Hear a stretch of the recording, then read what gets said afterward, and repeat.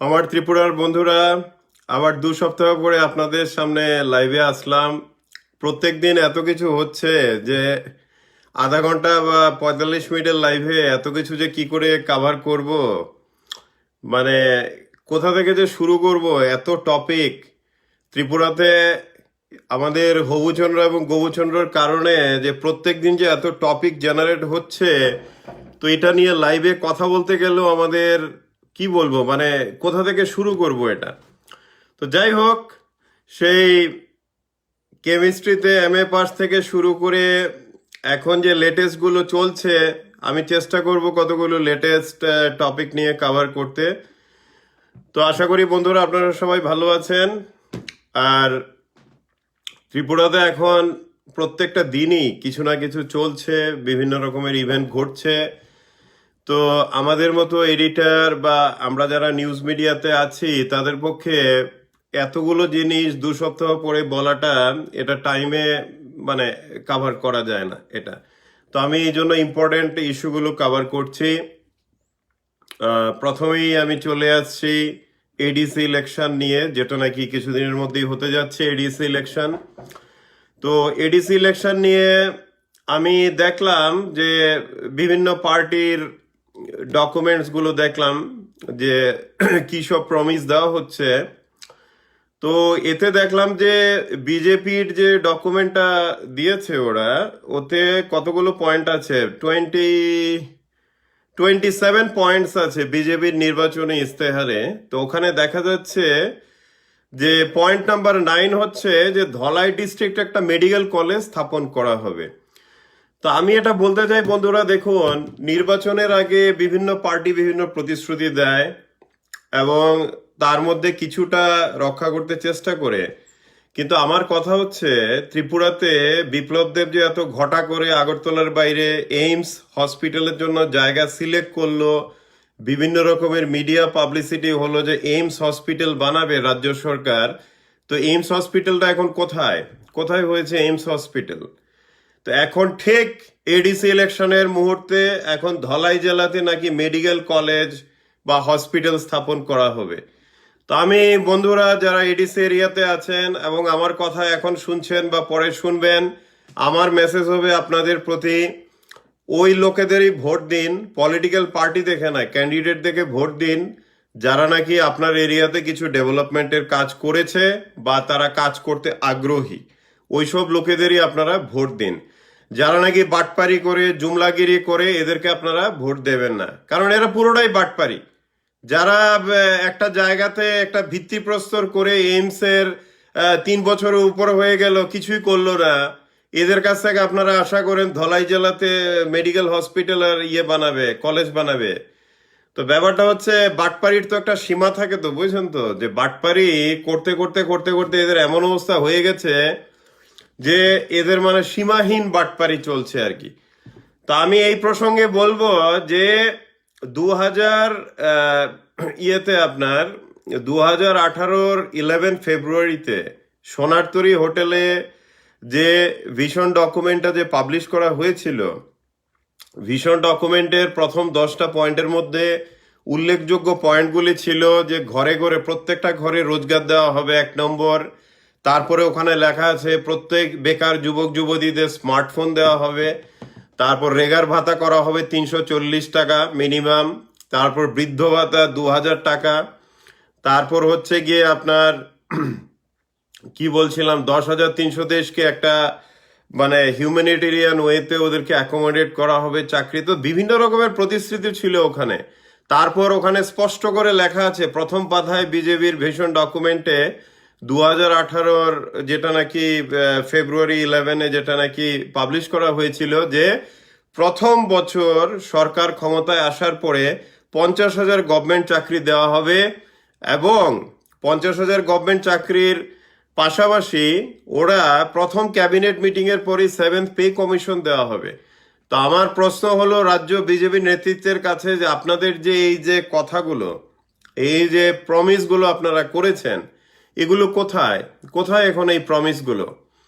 তো দেখুন, ইলেকশনের আগে বিভিন্ন মিডিয়া কিনে, ইলেকট্রনিক মিডিয়া থেকে বিভিন্ন চ্যানেল, টিভি চ্যানেল মিডিয়া কিনে লোকেদের বোকা বানানোটা খুব সোজা, কিন্তু ত্রিপুরার মানুষ আমার আর মনে হয় না আর বোকা বানানো যাবে ওদেরকে।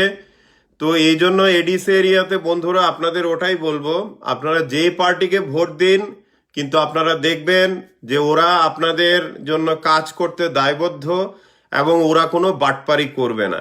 বাটপারদের ভোট দেবেন না, এটা হলো আমার মেসেজ এডিসি ইলেকশনের আগে। কারণ এরা বিভিন্ন রকমের এরকম নির্বাচনী ইস্তাহার দেবে ঠিক 2018 ফেব্রুয়ারির মতো, ওর ভিতরে একটাও করবে না। তারপর যখন নাকি বেকার যুবক যুবতীরা, এমনকি 10,330 টিচাররা যখন আন্দোলনে নামবেন ওদের চাকরির জন্য, তখন ওদেরকে নৃশংসভাবে পুলিশ লেলিয়ে, গুন্ডা লেলিয়ে ওদেরকে, এমনকি মানে মহিলা ছোট বাচ্চাদেরও ছাড় দেওয়া হয়নি, ওদের উপরেও চরমভাবে একটা পাশবিকভাবে আঘাত করা হয়েছে। তো এই জন্য আপনারা এডিসি ইলেকশনের আগে আমার ওটাই রিকোয়েস্ট থাকবে যে আপনারা যেসব যারা ভোট চাইতে আসছে ওরা দেখুন ওরা কি করেছে আপনার জন্য গত 1 বছরে বা গত 2-3 বছরে, ওদের পারফরমেন্স দেখে, ওদের চরিত্র দেখে ভোট দেবেন। আপনারা যে পার্টি বাটপারি করছে, বাটপারের দল, ওদেরকে ভোট ফোট দেবেন না, কারণ এরা হচ্ছে বাটপার। ইলেকশনের আগে আসবে, ইলেকশন শেষ হলে আসবে না, আপনারা দাবি দাওয়া নিয়ে গেলে আপনাদের উল্টো ধরে পেটাবে। তো এই হচ্ছে এদের চরিত্র। আচ্ছা, এবার আসছি ত্রিপুরার এমপ্লয়মেন্ট ডাটা নিয়ে। ত্রিপুরার এমপ্লয়মেন্ট ডাটা একটা মানে জোক হয়ে গেছে এখন। কারণ আপনারা জানেন যে বিপ্লব দেব প্রত্যেক সপ্তাহে নতুন নতুন ডাটা দিচ্ছেন। আবার বিপ্লব দেবের যিনি নাকি শকুনি মামা বা বলতে পারেন যার অ্যাডভাইসে উনি চলেন, রতনলাল, তো রতনলালও নতুন নতুন ডাটা দিচ্ছে প্রত্যেক সপ্তাহে। তো প্রত্যেকটা ডাটাই হচ্ছে ফেক।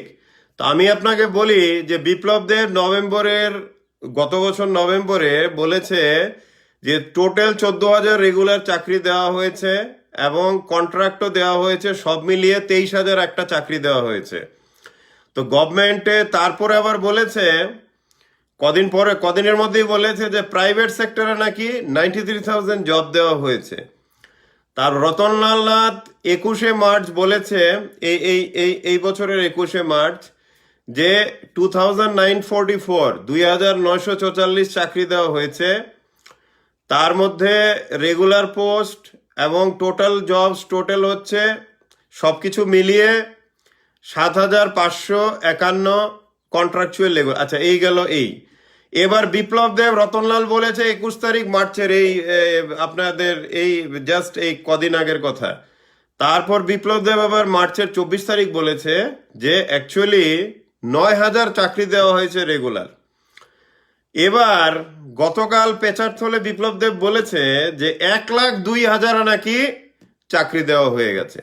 তা আমার কথা হচ্ছে যে ভাই, আপনারা মানে কোন বাগানের গাঁজা খেয়ে মানে পাবলিকের সামনে আসেন? আপনাদের কি মনে আছে যে মুখ্যমন্ত্রী বা আইনমন্ত্রী, শিক্ষামন্ত্রীর এই যে সাংবিধানিক পদগুলো, এগুলোর যে একটা ইম্পর্টেন্স আছে, এগুলোর যে কতগুলো যে ভ্যালু আছে। তো এখন কথা হচ্ছে এই ভ্যালুগুলো যদি আপনাদের কাছে না থাকে, আপনারা যদি উল্টো পাল্টা বকেন এইভাবে, আর ত্রিপুরার মানুষদের এভাবে মিথ্যের ঝুড়ি দিয়ে ভরিয়ে দেন, তাহলে আপনাদের পলিটিক্যাল ক্যাপিটাল তো কিছু থাকছে না। কারণ রতনলাল বিপ্লব দেবের উদ্দেশ্যে আমার রিকোয়েস্ট হবে, আমি এটা আগেও বলেছি, যে আপনারা এমপ্লয়মেন্ট যে এত দিয়েছেন, ক্লেম করছেন, এগুলোর ডাটা কোথায়? কোন ওয়েবসাইটে ছাপানো আছে এমপ্লয়মেন্ট ডাটা? না কোথায় কাগজ দেওয়া হয়েছে? এগুলো মুখে সকাল থেকে উঠে মিথ্যা কথা বললে কি লোকেদের চাকরি হয়ে যাবে নাকি? একবার 2 বছর আগে বলেছে 5.5 লক্ষ চাকরি হয়ে গেছে রোজগার। তারপর ত্রিপুরাতে এখন নাকি মানে চাকরি নেওয়ার লোকের অভাব নেই। তারপর একদিন বলছে 23,001, আরেকদিন বলছে 9,000, তার রতনলাল বলছে 3,000-এর মতো। তা আবার বলছে, গতকাল বললো যে 1,02,000 চাকরি হয়ে গেছে। তো আমার কথা হচ্ছে, এই মিথ্যে কথা বলে আপনারা যে বিপ্লব দেব আর রতনলাল, আপনারা যে রাজ্যবাসীর কাছে যে মিথ্যে যে কথাগুলো বলছেন, যেগুলো ভিডিও করা হচ্ছে, তো আপনাদের এগেনস্টে যখন পিআইএল করা হবে কোর্টে বা কিছু, তখন কি জবাবটা কি দেবেন? তখন আপনারা ভুলে যাবেন না আপনাদের মাথার উপরে অনেকগুলো ইনস্টিটিউশন আছে, জুডিশিয়ারি থেকে শুরু করে অনেকগুলো ইনস্টিটিউশন আছে, ওখানে আপনাদের একদিনে একদিন জবাবদিহি করতে হবে। তো আপনারা কি জবাব দেবেন?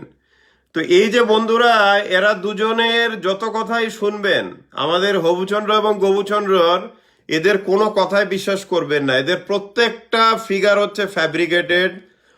আমার হিসেবে ত্রিপুরাতে আমার মনে হয় না 2000-এর বেশি যারা নাকি কি বলে অনেকগুলো পোস্ট ভ্যাকেন্ট হয়েছে, 2 থেকে 3000-এর বেশি এই 3 বছরে কিছু হয়েছে বলে আমার মনে হয় না।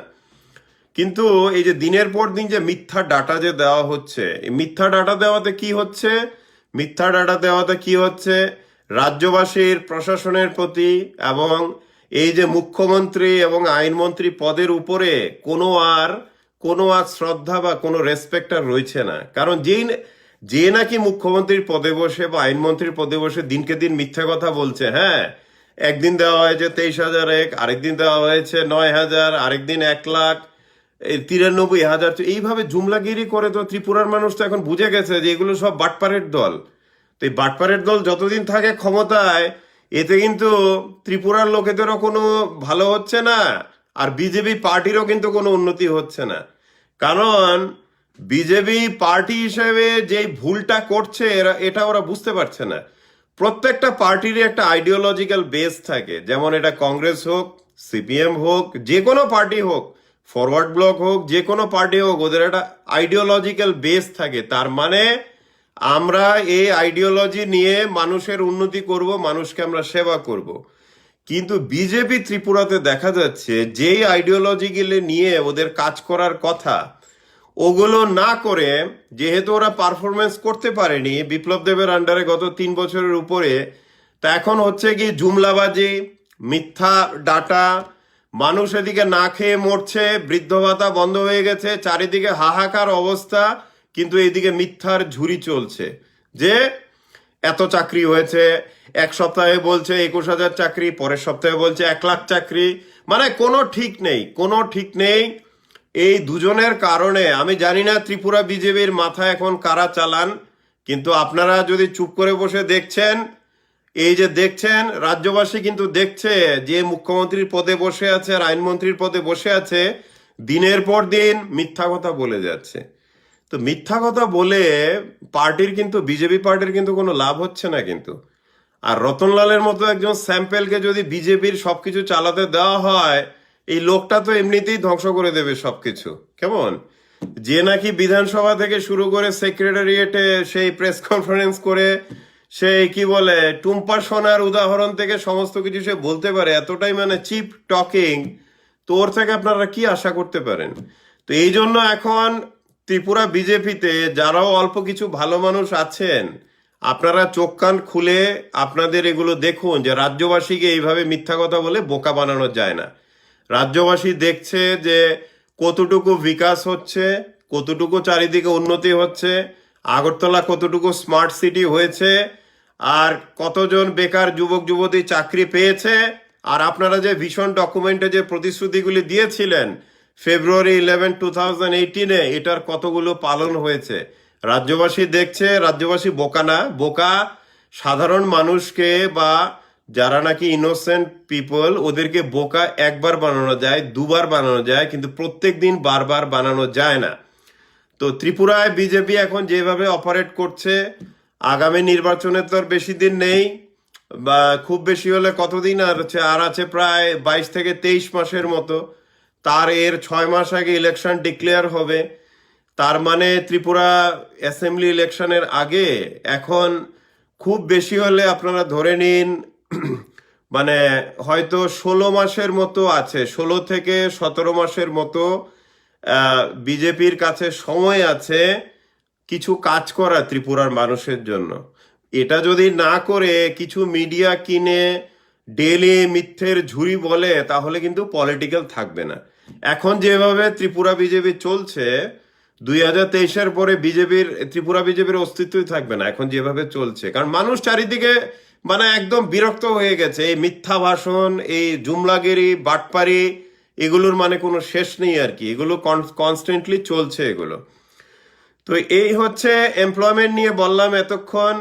এবার আমি আসছি এডিসি ইলেকশনের আগে যেটা একটা ইম্পর্ট্যান্ট একটা ঘটনা আপনারা দেখেছেন, সেটা হচ্ছে যে আইপিএফটির যে মিনিস্টার, যে বিজেপি আইপিএফটি গভর্নমেন্টে আছে, মেবার জমাতিয়া, যে মেবার জমাতিয়া নর্থ ত্রিপুরায় কুমারঘাটে প্রায় 650 একর জমির জন্য উনি এসডিএম কে করেছিলেন, অ্যাপ্লিকেশন করেছিলেন। তারপর সেটা ওখানের যিনি ডিএম, ওখানের ধলাইয়ের ওখানে, তো উনি খুব বোল্ডলি এই প্রপোজালটা যে একটা প্রবলেম ক্রিয়েট হবে উনি কিন্তু অ্যাকসেপ্ট করেননি ওটা। কিন্তু মেবার জমাতিয়াকে দেখলাম যে বিধানসভায় চাপে পড়ে উনি নিজে বলছেন এই অভিযোগ যদি সত্যি হয় 24 ঘন্টার মধ্যে উনি করবেন, রিজাইন করবেন। তারপরে দেখা গেল এটার পরে, মানে মেবার জমাতিয়ার এই ঘটনার পরে দেখা গেল যে মেবার জমাতিয়া এবং মেবার জমাতিয়ার পার্টির বাকিরা এরা এই সিগনেচারটা মেবার জমাতিয়ার না, এত বড় ডাহা মিথ্যা কথা সবাইকে প্রেসের কাছে বলা হলো। তো এখানে দেখুন যেসব পলিটিশিয়ানরা এরকম বোকার মতো কাজ করে, একে তো করাপশন করে নিজে সাইন করে চিঠি লিখেছে ডিএমকে এসডিএমকে জায়গা অ্যালট করার জন্য যে মেবার জমাতিয়া নাকি ভূমিহীন, মেবার জমাতিয়া ইজ ল্যান্ডলেস। তো এই যে লিখে যে সাবমিট করেছে এটা একটা গভর্নমেন্ট ডকুমেন্ট। এখন এইটা মেবার জমাতিয়া নিজে আবার রিজেক্ট করলো যে এটা নাকি মেবার জমাতিয়ার সিগনেচার না। তো এখানে বোকামিটা হচ্ছে যে রিজাইন করব বলে 24 ঘন্টার মধ্যে বুঝতে পেরেছে যে পুরোটাই এখন ফাঁস হয়ে গেছে। এখন ও না করলে তো হবে না, কারণ এই সাইন বিজেপি থাকাকালীন হয়তো এটা হয়তো আদালতে বা প্রসিকিউশন হবে না, কিন্তু বিজেপি যখন গভর্নমেন্টে থাকবে না তখন তো এগুলো প্রসিকিউশন হবে, তখন প্রসিকিউশন হলে পরে জেলে যাবে। তো কথাটা হচ্ছে এটাই, এখন আপনারা যারা ক্ষমতায় এসে প্রচন্ড লাফালাফি করছেন এবং অন্যদের নাচাচ্ছেন, এবং অনেক আছে টিসিএস টিপিএস অফিসার থেকে শুরু করে গভর্নমেন্টের উকিল যারা নাকি নিরীহ মানুষদের নাচাচ্ছেন। তা এখন কথা হলো, এখন আপনাদের নাচানোর সময়, আপনাদের হাতে ক্ষমতা আছে, আর 16-17 মাস পরে দেখবেন ইলেকশনের দামামা বেজে যাবে, তখন আপনাদের কাছে, তারপর 2023-এর পরে দেখবেন মানুষ আপনাদের নাচাচ্ছে। তা আপনারা এতদিন নাচাচ্ছেন, নাচিয়ে যান আরো 16-17 মাস, তারপর দেখবেন মানুষ আপনাদের নাচাবে, আপনাদের বাকি জীবন জেলে টেলে যাবেন, এটাই হবে। তো বন্ধুরা আমি বলছি যে corruption does not pay in long run. এটার মানে হলো করাপশন করে আপনি পৃথিবীর যে কোনো দেশেই দেখবেন করাপশন এমন একটা জিনিস, এটা মনে হয় সাময়িক কিছু লাভ হচ্ছে, কিছু বেনিফিট হচ্ছে, কিন্তু করাপশন কিন্তু লং রানে কিন্তু কাউকে বেনিফিট করে না। তো এই জন্য যারা এখন করাপশন করছে ত্রিপুরার এই যে এখন রুলিং গভর্নমেন্টের মধ্যে, একটা না একটা দিন কিন্তু এগুলোর কিন্তু হিসাব হবে, এগুলো কোর্টে উঠবে, ওখানে প্রসিকিউশন হবে, জেলে যাবে, এরকম হবে। এরকম ভারতবর্ষে তো প্রচুর আছে। হরিয়ানার চিফ মিনিস্টার ওম প্রকাশ চৌথলা, তারপর ঝাড়খণ্ডের মধু কোটা চিফ মিনিস্টার থেকে শুরু করে আসামের মাতঙ্গি, এরকম প্রচুর আছে মিনিস্টার, চিফ মিনিস্টার যারা সারা জীবন মানে হোল লাইফ ওরা জেলে কাটাচ্ছে। তো এই জন্য বলছি এখন যারা নাকি করাপশন গুলো করছে, যারা বিপ্লব দেব রতনলালের নাকে ডগাতে করছে, আর রতনলাল নিয়ে তো কি যে বলবো, মানে বলতে গেলে আর শেষ হবে না আর কি। তো বন্ধুরা আপনারা একটা খবর জানেন কিনা জানি না, আমাদের হবুচন্দ্র রাজার গবুচন্দ্র মন্ত্রীর যে ছেলের যে বিয়েটা ধুমধাম করে হয়েছিল, হ্যাঁ, এটা বোধহয় হয়েছিল 2019-এ বোধহয় হয়েছিল, না 2020-এর প্রথমে। তো যাই হোক, আমরা একদম মানে প্রমাণ টমান পেয়েছি, বুঝছেন তো, যে একজন যে নার্কোটিক স্মাগলার যে মনা দাস, সেই মনা দাস আমাদের গবুচন্দ্র মন্ত্রীর ছেলের বিয়ের পুরো মানে খরচটা বিয়ার করেছেন, এবং এগুলোর সাফিসিয়েন্ট প্রুফ আমাদের কাছে আছে। তো ত্রিপুরা রাজ্যের এখন এই হচ্ছে অবস্থা যে একটা আইনমন্ত্রী সিধাই মোহনপুরের দিকে প্রায় 12-13 লক্ষ গাজার যে প্ল্যান্টেশন, ওখান থেকে কমিশনের উপর নির্ভর করতে হচ্ছে, ওখান থেকে লুটছে। তো এই যে বিভিন্ন যে লুটগুলো চলছে বন্ধুরা, এগুলো কি হবে, একটা সময়ের পরে যখন ওরা পাওয়ারে থাকবে না তখন এদের কিন্তু প্রসিকিউশন হবে এবং ওরা জেলে যাবে। আর গণতন্ত্রে সবসময় সত্যেরই জয় হয়, অসতের কখনো জয় হয় না। এবার আমি আসছি 10,300 দেশ বন্ধুদের টপিকে। আপনাদের উদ্দেশ্যে আমি এটা বলবো, আপনারা হাইকোর্টে জিতেছেন, এখন থেকে আপনারা প্রোটেস্ট প্রোগ্রামগুলো আবার করতে পারেন। এবং যেহেতু আপনাদের অনারেবল হাইকোর্ট জাজমেন্ট দিয়েছে যে আপনারা গণতান্ত্রিকভাবে আন্দোলন করতে পারবেন, এবং আপনাদের যেই অগণতান্ত্রিকভাবে ত্রিপুরার যে এসপি ওয়েস্ট এবং এই যে সিটি সেন্টারের সামনে থেকে আপনাদের যেভাবে বর্বরভাবে আক্রমণ করে সরানো হয়েছে, এগুলো ওরা আর করতে পারবে না। কিন্তু আপনারা যে প্রশ্নটা আমাকে অনেকবার করেছেন যে 10,300 দেশকে সুপ্রিম কোর্টের রায় তো লেখা আছে ওদেরকে অন্য পোস্টে গ্রুপ সিডি বা বিভিন্নভাবে ওদেরকে রিহ্যাবিলেট করা যায় এবং কনসিডারেশন দিয়ে ওদেরকে করা যায়। কিন্তু এখন বন্ধুরা কথাটা হচ্ছে 10,300 দেশকে নিয়ে এই যে সদিচ্ছাটা, এই সদিচ্ছাটা আসতে হবে তো বন্ধুরা। আপনার কি মনে হয়, দেখুন বিপ্লব দেবকে আমি বেশি দোষ দিই না, কারণ বিপ্লব দেবের সব পরামর্শদাতা হচ্ছে রতনলাল। তো রতনলালকে আপনারা তো চেনেন ভালো করে, ও কমিশন ছাড়া কিছু করে না, কমিশন ছাড়া ওর জীবনে কিছুই করেনি। তো এখন কথা হচ্ছে 10,300 দেশকে ও চাকরি দিতে কেন যাবে? ও ইচ্ছে করলে করে দিতে পারে 10,300 দেশকে। সারা ত্রিপুরাতে এখন বোধহয় টিচিং পোস্ট থেকে শুরু করে বিভিন্ন জায়গাতে 60-70 হাজার বোধহয় ভ্যাকেন্সি আছে, ইচ্ছা করলে দিতে পারে। কিন্তু ব্যাপারটা হচ্ছে গিয়ে সেই সদিচ্ছাটা নেই। আমি যতটুকু জানি 10,300 দেশকে নিয়ে ওরা গেমস খেলবে, এবং 2023-এর ইলেকশনের কয়েক মাস আগে দেখবেন আপনাদের জন্য একটা অ্যানাউন্স করা হবে যে 10,300 দেশকে আমরা বিভিন্ন গ্রুপ সি পদে চাকরি দেব। তারপর দেখবেন অ্যাপয়েন্টমেন্ট লেটার টেটার ছাড়া হবে, তারপর দেখবেন টিএসআর বা অন্যদের মতো অবস্থা হবে। দেখবেন যে অ্যাপয়েন্টমেন্ট লেটার ছাড়া হয়েছে কিন্তু অ্যাকচুয়ালি কোনো চাকরি নেই। এই করতে করতে করতে করতে 2023-এর মানে 2023-এর মার্চ মাসে ইলেকশনটাও হয়ে যাবে। তো ইলেকশন হয়ে গেলে তো কেল্লা ফতে আপনাদের তো দরকার নেই। তো এইভাবেই পলিটিক্স চলবে। তো আমি 10,300 দেশের বন্ধু বান্ধবদের বলবো, আপনারা গণতান্ত্রিকভাবে জোরদার আন্দোলন গড়ে তুলুন, কারণ গণতান্ত্রিকভাবে জোরদার আন্দোলনের মাধ্যমে যারা আপনাদের প্রতিশ্রুতি দিয়েছিল যে ক্ষমতায় এসে যাদের নাকি ভিডিও আপনারা চালাচ্ছেন, ত্রিপুরার মুখ্যমন্ত্রী যিনি এখন এবং যিনি আইনমন্ত্রী, ওদের ভিডিও আছে, কি বলেছে আপনাদের সবাইকে চাকরি দেওয়া হবে 10,300 দেশ। এমনকি বিপ্লব দেবের তো মানে সেই ভিডিও আছে পার্টি অফিসে যে রাজ্যে বিভিন্ন আইন সংশোধন করে নাকি দেওয়া হবে চাকরি। তো বন্ধুরা এটা হচ্ছে এখন গণতান্ত্রিকভাবে আপনারা আন্দোলন গড়ে তুলুন, আরেকদিকে আপনারা লিগেল হেল্প নিন, ওইভাবে আপনারা আপনাদের আন্দোলনটা চালিয়ে যান। এটাই হচ্ছে এখন অপশন, গণতান্ত্রিকভাবে আন্দোলনটা চালিয়ে যেতে হবে। আচ্ছা, তারপর হচ্ছে গত বছর সেপ্টেম্বর মাস থেকে যখন বিপ্লব দেব সাউথ ত্রিপুরাতে জার্নালিস্টদের উদ্দেশ্যে মানে বিশালভাবে ওয়ার্নিংটা দিল, তখন থেকে কিন্তু ত্রিপুরার জার্নালিস্টদের উপরে রেগুলার অ্যাটাক আসছে, এবং এটা বাইক বাহিনী ক্রিমিনাল বাহিনী থেকে কিন্তু অ্যাটাকগুলো আসছে। তো এই যে লেটেস্ট যে অ্যাটাক যে হলো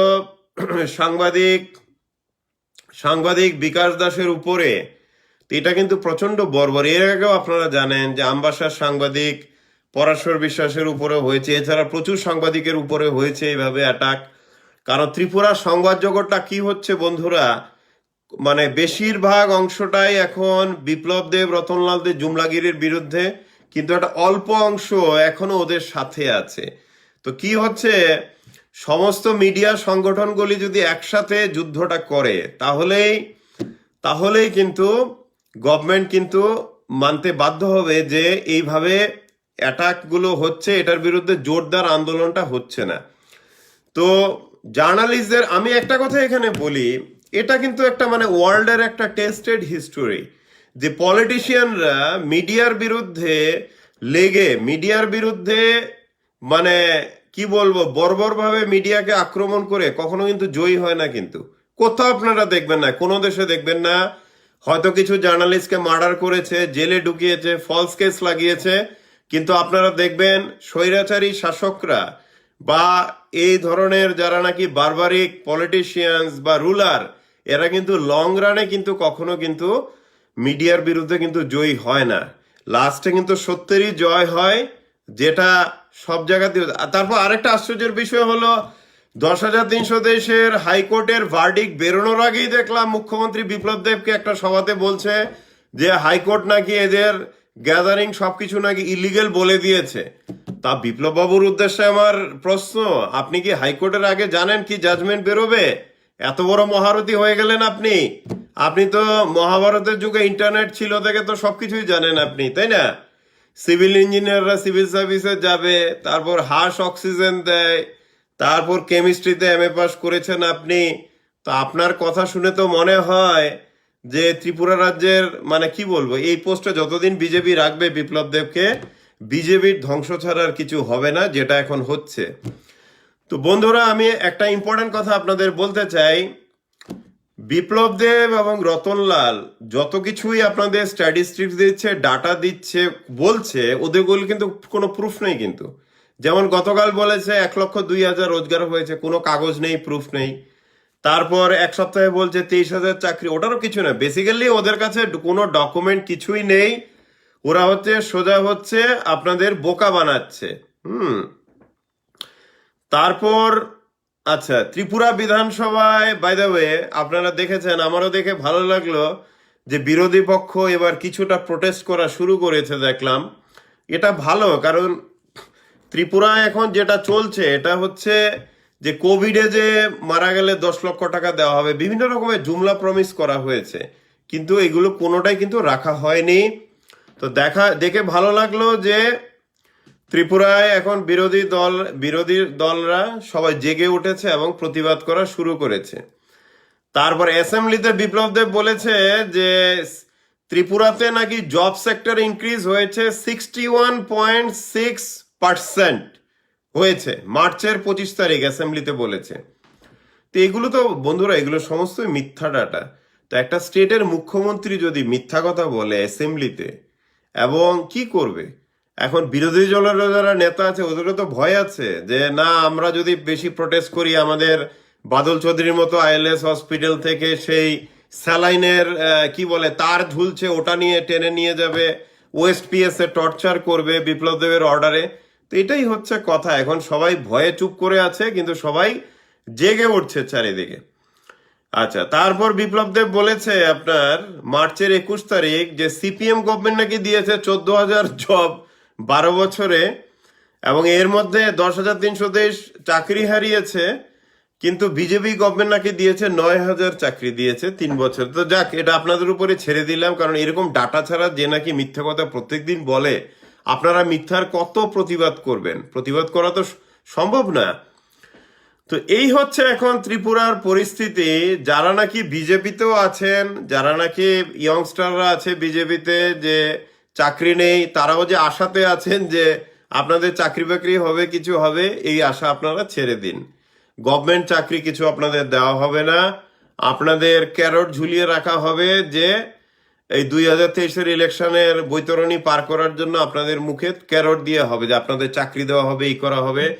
তো যেসব আমার যারা এখন বিজেপিতে আছেন, যারা নাকি বিজেপির বিভিন্ন ইয়ং অর্গানাইজেশনে আছেন, আমার কথা শুনছেন, আমি আপনাদের বলবো, আপনারা যে বিজেপি করে বা পার্টি করে যে চাকরি পাবেন, ওদেরকে জিজ্ঞেস করুন কবে দেবে চাকরি আপনাদের। আপনাদের ঝুলিয়ে রেখে রেখে সেই 2023 অবধি আপনাদের ইলেকশনে ব্যবহার করে আপনাকে ফেলে দেবে। আমার কথা বিশ্বাস না হলে আপনারা একটা কাজ করেন, বিজেপির যে আইটি সেল প্রত্যেক বছর চালানো হয়, গত বছর যারা আইটি সেল ছিল তাদেরকে ছুঁড়ে ফেলে দেওয়া হয়েছে, এই বছর আবার নতুন করে রিক্রুট করা হয়েছে। তো এটা বেসিক্যালি এটা একটা কনসেপ্ট আর কি। মানে বিজেপি পার্টিটাকে আমি বলবো, দেখুন, আমি প্রত্যেকটা পার্টিকেই দেখি, কিন্তু বিজেপি পার্টির যে মানে ওরা কিভাবে অপারেট করে, এটা হচ্ছে টিপিক্যাল, মানে একটা গুজরাটি বিজনেস মডেলের মতো, ইউজ অ্যান্ড থ্রো আর কি। আপনার যতক্ষণ আপনাকে দরকার আপনাকে ইউজ করবে।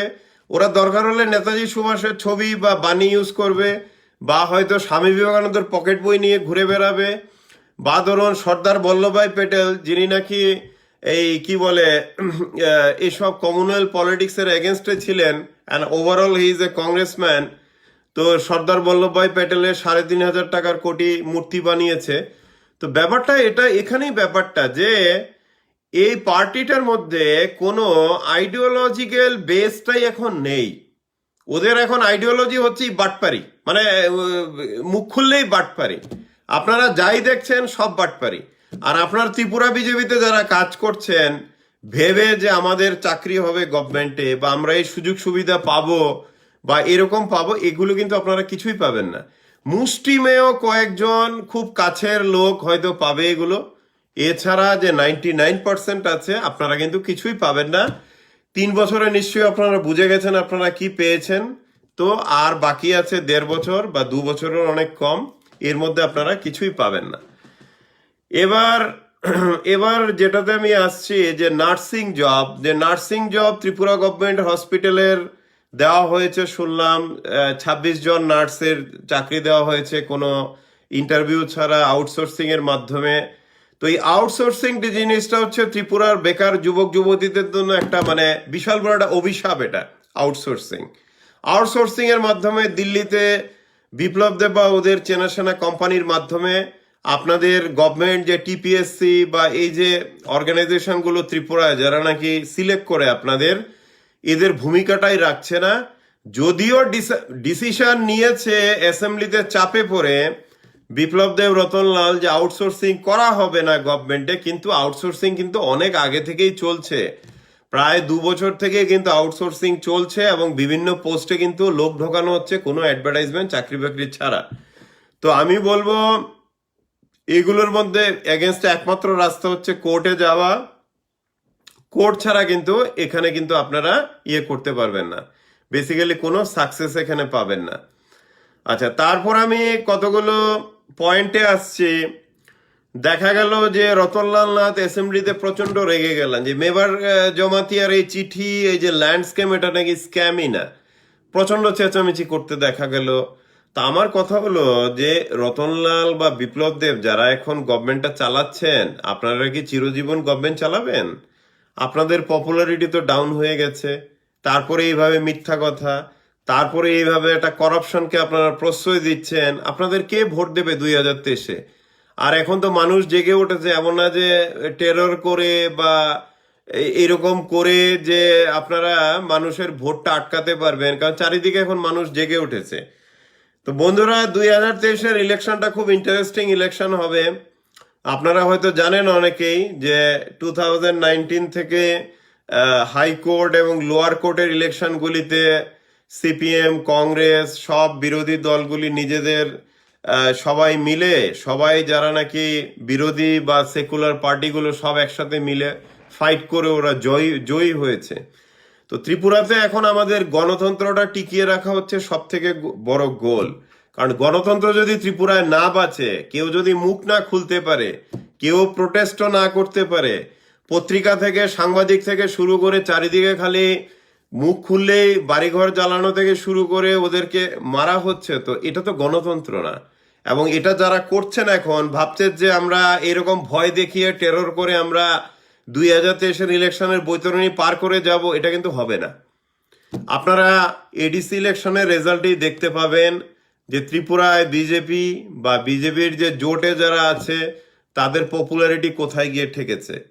আর ন্যাশনালিও আপনারা দেখবেন, এটা কেরালা হোক, কেরালাতে তো কিছুই পাবে না বিজেপি, তামিলনাড়ু তো না, ওয়েস্ট বেঙ্গলও যা দেখা যাচ্ছে ক্ষমতায় আসতে পারবে না, আসামেও বিজেপির অবস্থা খুব খারাপ। কারণটা কিছুই না, কারণটা আমি প্রথমেই বলেছি আমার লাইভের প্রথমে, যে প্রত্যেকটা পার্টির একটা আইডিওলজিক্যাল বেস থাকে, আর মানুষের জন্য কাজ করে নিজেদের জনপ্রিয় হয়ে উঠতে হয়, তারপরে না মানুষ আপনাদের ভোট দেবে। আপনি মানুষকে কি বলে সেই অলৌকিক প্রতিশ্রুতিগুলি দেখাবেন, জুমলাবাজি করবেন, মিথ্যা প্রতিশ্রুতি দেবেন, তারপর আবার 5 বছর পরে এসে আবার মিথ্যা প্রতিশ্রুতি দেবেন। তো মানুষ তো আর বোকা না, মানুষ তো সব দেখছে। তো এই যে লক্ষ লক্ষ জনগণ যারা ভোটার, তাদের ভোটেই তো আপনারা জিতেন। তো মানুষই যদি এখন দেখে যে এটা একটা বাটপারের দল, বাটপারের পার্টি, এখানে কোনো মানে এখানে এদেরকে ভোট দেবো মানে পাতি কথা বাটপারি, তো এখানে কে আপনাদের ভোট দেবে? আপনারা তো ভোট পাবেন না। 2023-এর পরে এখন যেভাবে বিজেপি কাজ করছে ত্রিপুরায় এবং যেভাবে গণতন্ত্রকে বন্ধ করে রেখেছে বিপ্লব দেব বা এদের যে গ্যাংগুলো, আমার মনে হয় না যে 2023-এর পরে আর 50 বছরও আসবে করে বিজেপি ত্রিপুরাতে, আমার মনে হয় না। হ্যাঁ, তো এই হচ্ছে গিয়ে এখন পরিস্থিতি। আর বিজেপি সব থেকে বড় যে ভুলটা করছে, যেই লোকটার উপরে ডিপেন্ড করছে ওদের গভর্নমেন্ট এবং পার্টির জন্য, রতনলাল নাথ, ও তো নিজেই এসছে অন্য দল থেকে, কংগ্রেস থেকে। ওর তো নিজের কোনো আইডিওলজি কিচ্ছু নেই, মানে একদম কি বলবো, হার করাপ্ট, এবং যতটুকু নোংরামিতে যেতে পারে। তো এখন কথা হচ্ছে, একটা পার্টি যদি এরকম নোংরা লোকেদের উপর ডিপেন্ড করে থাকে, তো জনগণের মাঝখানে কোথায় হবে আপনাদের পপুলারিটি, তাই না? তো এই হচ্ছে ব্যাপার আর কি। মানে এখন কি হচ্ছে, একদিকে বাটপারি করতে করতে, লুটতে লুটতে এদের এমন হয়ে গেছে। আমি দেখলাম একজন এমএলএ এর মেয়েও কি ফেসবুকে পোস্ট করেছে, সাসপেন্ড করে দিল হসপিটাল থেকে। তো এই হচ্ছে ওদের এখন টলারেন্স লেভেল। কোনো টলারেন্স বলে কিছু নেই, যেই কিছু বলছে ওকে থামিয়ে দাও।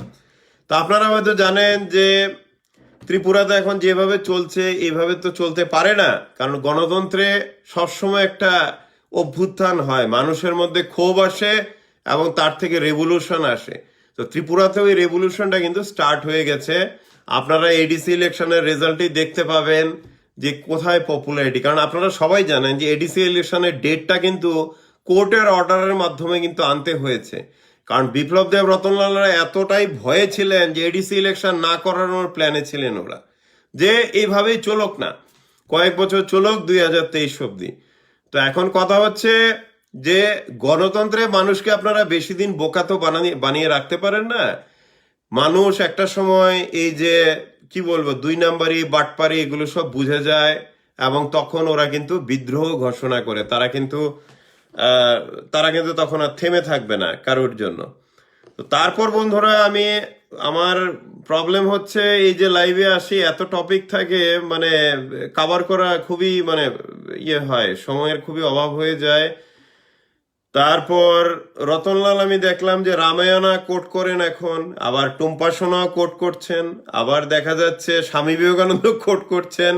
তো আপনারা রতনলাল যতদিন ক্ষমতায় থাকে আপনারা মজাটা নিন। আচ্ছা, এবার একটা কথা হলো, আমি আমার আগের লাইভেও বলেছি, এখনো লাইভেও বলেছি, যে রতনলাল আর বিপ্লব দেবকে আমি অনেক আগে থেকে রিকোয়েস্ট করছি যে একটা লাইভে একটা ডিবেটে আসার জন্য ত্রিপুরার মানুষের কাছে। হ্যাঁ, কারণ 3 বছর তো হয়ে গেল, 3 বছর হওয়ার পরে এখন তো যত প্রতিশ্রুতি বা কিছুই তো হলো না। আর যা কিছু দেখা যাচ্ছে সবগুলোই হচ্ছে কি বলবো, মানে জুমলা। তো আমি কিন্তু ওদেরকে লাইভে ডিবেটের জন্য কিন্তু ইনভাইট অনেক আগেই করেছিলাম যে I am ready for debate. তা আমি আবারও বলবো, মুখ্যমন্ত্রী বিপ্লব দেব এবং আমাদের আইনমন্ত্রী শিক্ষামন্ত্রী রতনলাল নাথকে, যে আপনারা একবার টুইন এডিটর সোমেন সরকারের সাথে লাইভ ডিবেটে আসুন। আপনাদের 3 বছরের পারফরমেন্স নিয়ে কথা হবে, কাগজপত্র নিয়ে আসবেন, আমি কিছু সোজা প্রশ্ন জিজ্ঞেস করবোই। তো তো এত ভয়ের তো কিছু থাকতে পারে না। একটা মিডিয়া এডিটর যদি আপনাদের মানে বলে, চ্যালেঞ্জ করে বা ইনভাইট করে একটা লাইভ ডিবেটের জন্য, আপনাদের ভয় কোথায়? আপনারা করুন, সারা রাজ্যের মানুষ জানবে যে আপনারা কি কাজ করেছেন, তাই না? তো এখন কথা হচ্ছে এই যে মিথ্যা মিথ্যা ভাষা, দেখুন আমেরিকাতে মানে এমনিতেই আর কি একটা চলতি কথা থাকে না, যেমন বাংলাতে চলতি কথা এরকম অনেক আছে, ত্রিপুরাতে বা আগরতলাতে। তো এখানেও একটা একটা কথা আছে আর কি, চলতি কথা আমেরিকানদের মধ্যে চলে। কথাটা হচ্ছে যে liar liar liar your pant is on fire. হ্যাঁ, তো এটা একটা কমেডি কথা আর কি। এটার মানে হলো, মিথ্যা কথা বলতে বলতে এমন একটা পরিস্থিতি চলে আসে যে নিজের প্যান্টের মধ্যে ফায়ার লেগে যায়, মানে হলো কিছুই আর থাকে না আর কি, চারিদিক শেষ। তো এই হচ্ছে গিয়ে এখন পরিস্থিতি ত্রিপুরার এখন, মানে রাজনীতির বা সবকিছুর। হ্যাঁ, তো আমি আবারও বলবো, ত্রিপুরাতে এখন যারাই আছেন বিভিন্ন বিরোধী পক্ষে, এমনকি বিজেপিতেও যারা আছেন, যারা নাকি কোণঠাসা হয়ে আছেন বা বিভিন্ন রকম আক্রমণে আছেন, আপনারা মাথা চারা দিয়ে আপনারা নিজেদের গণতান্ত্রিক ভাবে আপনাদের কাজগুলো করুন, প্রোটেস্টগুলো করুন। আপনারাও যদি মনি বাবা হয়ে বসে থাকেন, তাতে আপনাদের কি হবে, আপনাদের পলিটিক্যাল কেরিয়ারও মনি বাবার মতো বিলীন হয়ে যাবে আকাশে। হ্যাঁ, তো আপনারা করেন কি, এইভাবে আপনারা এখন থেকে গণতান্ত্রিক ভাবে আপনারা জেগে উঠুন। আর বন্ধুরা দেখুন, বিপ্লব দেব আর রতনলালকে আমি ধন্যবাদ দেব। এরা প্রত্যেক সপ্তাহে এত মানে কমেডি সৃষ্টি করে যে আমরা হাসি তো বটেই, এছাড়া আমরা মানে এটা নিয়ে কত ডিসকাস করবো। আমরা সবাই জানি এরা কি করছে। গভর্নমেন্ট তো চালাতে পারছে না, গভর্নমেন্ট মানে ঘোড়ার ডিম, কিছুই চলছে না এখন। হ্যাঁ, তো এখন 3 বছরের উপরে হয়ে গেল, এখনো ঘোড়ার ডিম চলছে। তারপর ওই আগের গভর্নমেন্টের সিপিএম আমলের যত বিল্ডিং ছিল, প্রজেক্ট ছিল, ওগুলো উদ্বোধন করছে, করে বলছে এগুলো বিজেপির। তো এইভাবে মানুষ কিন্তু দেখতে পাচ্ছে যে কোনো পারফরমেন্স করছে না। তা আমার যতটুকু মনে হয় যে হয়তো বিজেপির নেতৃত্ব তো দেখুন, আরেকটা কথা আপনাদের ইম্পর্টেন্ট কথা বলছি, এই কথাটা যারা বিজেপিতে আছেন শুনুন, অন্য পার্টির লোকেরাও শুনুন। আপনারা একটা জিনিস লক্ষ্য করবেন, বেঙ্গলে এত বড় ইলেকশন চলছে, বিপ্লব দেব হাতে পায়ে ধরাতে ওকে কলকাতার সাইডে মানে একদম চুনোপুটি কিছু লিডার দিয়ে তারপর কর্মসূচিতেও নাম রাখা হয়নি, ওকে ক্যাম্পেইন করানো হলো যাতে মানুষ ওকে বেশি না দেখে। কারণ আমাদের ঝুলবাবুর এতটাই ব্যাড মানে রেপুটেশনের কি বাইরে, যে বেঙ্গল বিজেপির লিডাররা জানে যে ওকে দিয়ে যদি আমরা ক্যাম্পেইন করাই যাও ভোট পেতাম, তাও আমরা পাবো না। তো এটা হচ্ছে একটা মজার জিনিস, বেঙ্গলে কিন্তু কয়েক মাস ধরে ক্যাম্পেইন চলছে, কিন্তু ইলেকশন ক্যাম্পেইন প্রত্যেকটা স্টেট থেকে বিজেপি বিভিন্ন লিডারদের আনাচ্ছে, কিন্তু ত্রিপুরার যে আমাদের ঝুলবাবু কিন্তু জোর জবরদস্তি করে একবার গিয়েছিলেন 1.5 দিনের জন্য, আহ, মানে কলকাতার বাইরে হাবড়া টাবড়া ওইদিকে কিছু কয়েকটা সভা টভা করে খালি খালি মাঠে সভা করে তারপর ব্যাক করেছেন। তো আপনারা এটা একটা দেখবেন যে সেন্ট্রাল বিজেপি কিন্তু আমাদের ঝুলবাবুকে দিয়ে কিন্তু ওয়েস্ট বেঙ্গলে কোনো ক্যাম্পেইন আর করাচ্ছে না। কিন্তু এই না শুধু ওয়েস্ট বেঙ্গল বিজেপির ক্যাম্পেইন যে মানে লিস্টে ওর নাম কিন্তু ছিল না, কিন্তু কোনো কালেই ছিল না। জবরদস্তি গিয়ে যখন 2 দিনের জন্য গেছে তখনও ছিল না, এখন তো নেই, ওকে কিন্তু ইনভাইট করা হয়নি। এখন এটা লক্ষণীয় ব্যাপার দেখবেন, এটার মানে হলো সেন্ট্রাল বিজেপি জানে। কারণ দেখুন, বিপ্লব দেবকে আমি কৃতিত্ব দেই যে সে বিজেপির মুখ সারা দেশে উজ্জ্বল করেছে। এটা ধরুন পাঞ্জাবিদের কম বা জাটদের অনেক কম বুদ্ধি বলুক, বা ধরুন শ্রীলঙ্কা বা নেপালে বিজেপি গভর্নমেন্ট হবে, অমিত শাহ ওকে বলেছে। তারপর আপনার এরকম করে মানে মানে ফালতু কথার বা এরকম বুঝেছেন মানে কমেডির কোনো অভাবও রাখেনি। তো এই জন্য বিজেপির নেতৃত্ব দিল্লিতে বিপ্লব দেবের উপরে প্রচন্ড খুশি হয়ে আছে বলতে পারেন। তো বেঙ্গল ইলেকশনের পরে বা এর পরে যদি ত্রিপুরা রাজ্যে কোনো পরিবর্তন না করে, তাহলে তো আপনারা জানেনই কি হতে যাচ্ছে 2023-এ বা এর আগে। করলেও যে কতটুকু হবে মুখ্যমন্ত্রী পরিবর্তন আমার সন্দেহ আছে, কিন্তু ত্রিপুরার মানুষ অন্তত জুমলাগিরি থেকে অল্প হলেও মুক্তি পাবে। তো এই হচ্ছে এখন ত্রিপুরা পলিটিক্সের মানে ইন এ নাটশেল আর কি, বুঝতে পারছেন তো। তো যাই হোক, এখন আবার দেখুন, আমি চেষ্টা করবো প্রত্যেক সপ্তাহে লাইভে আসতে, কিন্তু সময়ের অভাবে পারি না। তো যাই হোক, রতনলাল থেকে আপনারা নতুন নতুন জিনিস শুনবেন প্রত্যেক সপ্তাহে।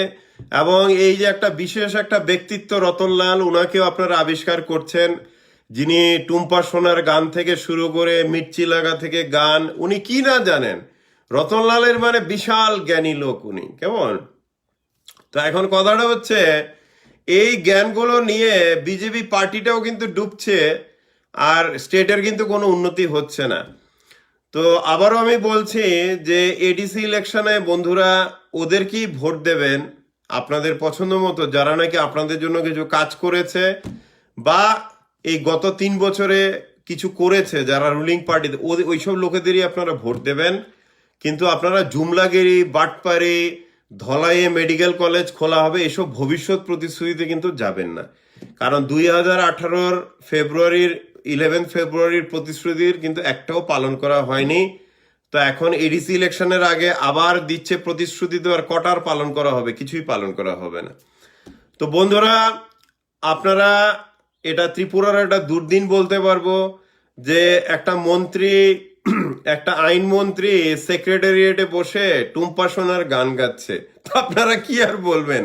হ্যাঁ, তো এই হচ্ছে ত্রিপুরার দুর্ভাগ্য আর কি, যে একটা হবুচন্দ্র গবুচন্দ্র এসে বসেছে ক্ষমতায়, এরা সরকার চালানো তো দূরের কথা, এরা মানে একটা পানের দোকান চালানোরও ক্ষমতা নেই ওদের। ওরা কি সরকার চালাবে? বুঝছেন তো? তো মানুষের দুর্ভোগ বা দুর্গতির কোনো মানে সীমা নেই, এখন চলছে। তো বন্ধুরা, আপনারা যতটুকুই পারবেন আপনাদের আশেপাশে বৃদ্ধরা থেকে শুরু করে অন্যদের যতটুকু পারবেন সাহায্য করবেন মানবিক দিক থেকে। আমিও আমার ছোট্ট ক্যাপাসিটিতে প্রয়াস করি যতটুকু করার, কিন্তু আপনারাও সাধারণ মানুষের দুঃখে এবং বিভিন্ন কষ্টের মধ্যে আপনারা এগিয়ে আসবেন, এটা আমাদের মানবিকতা।